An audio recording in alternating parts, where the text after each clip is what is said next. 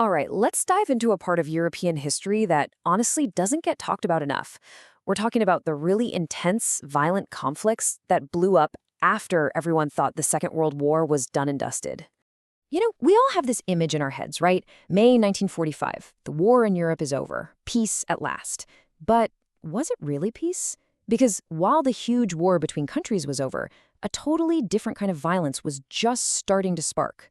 This time, it was happening inside nations. So here's how we're going to break it all down. First, we'll bust that myth of post-war peace wide open. Then we'll dig into what was actually driving all this division. After that, we'll take a tour of the conflicts that set the continent on fire, including the absolute nightmare in Yugoslavia. And we'll wrap up by looking at the echoes that are still with us today. Okay, so the first big idea to get our heads around is this. The end of World War II didn't actually stop the fighting. It's like the violence just moved. It wasn't about countries fighting countries anymore. The battleground shifted, moving inside the borders, becoming these incredibly bitter struggles. The war, you could say, came home. What really rocked the boat in post-war Europe were all these groups of people who just felt out of place. They looked at the borders on the map and said, this isn't us. Their culture, their religion, their language, it just didn't fit with the country they were stuck in. So this wasn't about conquering new territory. It was a fight to change what home even meant. So what was the fuel for all these fires? Well, to really get it, we've got to understand two big ideas: nationalism and separatism.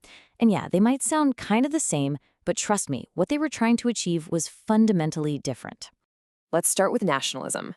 At its core, it's this incredibly powerful feeling of us.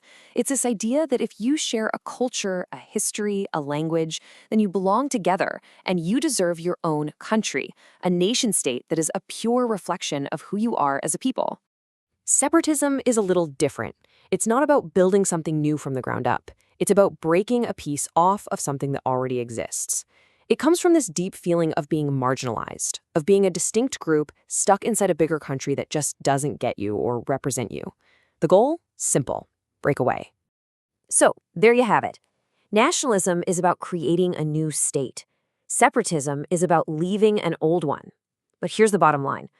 Both of these powerful forces threw a huge and often very violent wrench into the whole map of Europe that was drawn up after 1945.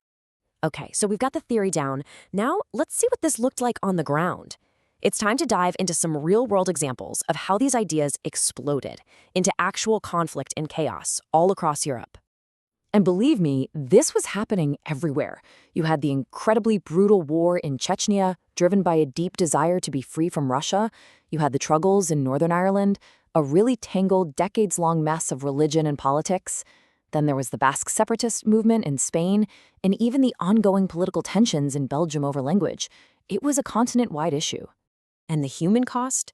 Just staggering. Take Chechnya. When the Soviet Union collapsed, they declared independence. Russia's response was absolutely devastating. We're talking about an estimated 100,000 Chechens killed. That number, it's more than a statistic. It's the price of a state saying, no, you are not leaving. Now, Northern Ireland was different. It wasn't a quick, all-out war. It was this long, slow, grinding conflict that dragged on for 30 years. It was a generation of bombings, shootings, and deep political hatred. It wasn't until the Good Friday Agreement in 1998 that a very, very fragile peace was finally achieved. Meanwhile, in Spain, you had the Basque group ETA. For decades, they used violence, terrorism really, to push for their own state. It's pretty recent history, but when they finally disbanded in 2018, it really was the end of an era for one of Europe's most notorious internal conflicts. But all of those, they pale in comparison to the sheer horror of what happened when Yugoslavia fell apart. This was on another level entirely. It wasn't just a war. It was a full-blown descent into ethnic cleansing and genocide. The kind of thing Europe swore would never happen again after World War II.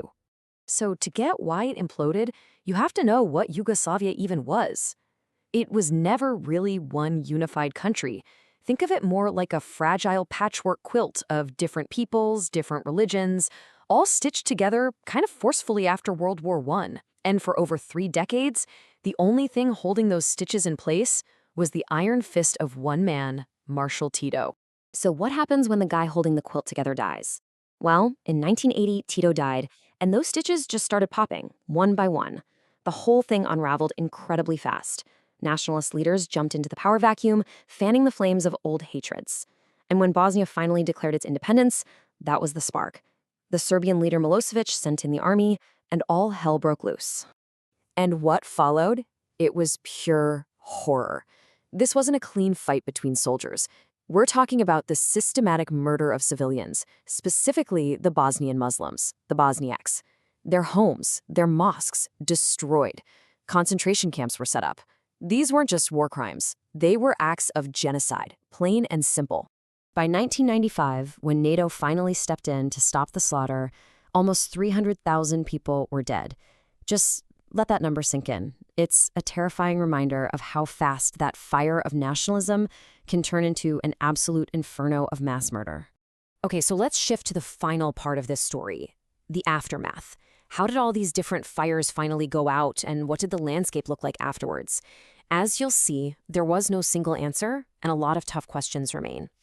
It really all boiled down to three different endings. You had the diplomatic path, like with the Good Friday Agreement in Northern Ireland.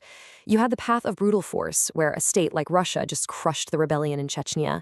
And then you had the most dramatic outcome, total state collapse, where the country itself, Yugoslavia, just shattered into a bunch of new, smaller nations. When you look back, it was in the Balkans where that dream of a peaceful post-war Europe was most violently torn to shreds. It was the ultimate, horrifying proof that if you let nationalism run wild, it could bring genocide roaring back to the continent. And that leaves us with one last big question to think about. We've seen these conflicts flare up and then die down. But are those deep-seated tensions over identity, over who belongs where, over what defines a nation, are they really gone for good? Or are the echoes of these old fights still quietly shaping the world we live in right now?